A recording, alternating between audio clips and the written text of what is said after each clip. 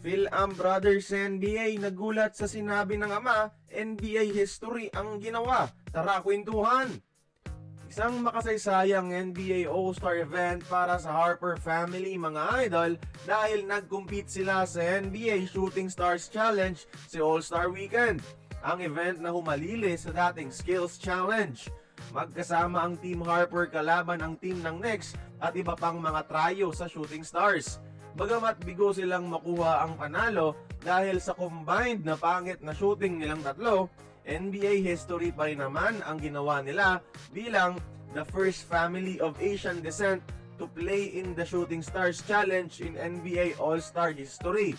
First Pinoy family mga idol, mula sa dugo ng ina at grandparents ng Harper brothers na si Ron at Dylan.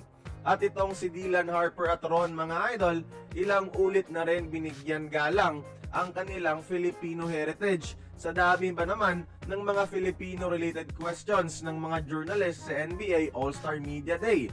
Sigurado tuwang-tuwa ang kanilang lolo at lola ng mga pure Pinoy mga idol na marunong silang magbalik tanaw sa kanilang roots at heritage.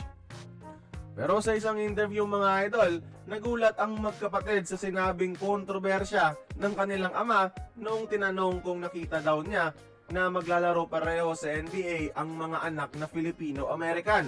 I'm not LeBron James. I'm not gonna tell my kids what they have to do. I just want my kids to I'm not LeBron, I'm not gonna tell them what to do. At yung reaction ng kanyang mga anak, gulat na gulat sa controversial na sinabi ng ama. Pero syempre, alam naman natin na biro lang yan ni Ron Sr. Anyways, nakaka-proud din bilang Pilipino na mga kababayan natin nariyan ngayon sa All-Star Weekend ng NBA. Sana sa gilas naman sila susunod. Kaya kayo mga idol, please like this video kung pangarap nyo rin makita ang Harper Brothers sa ating national team. Join the conversation, magkomento lamang sa ibaba.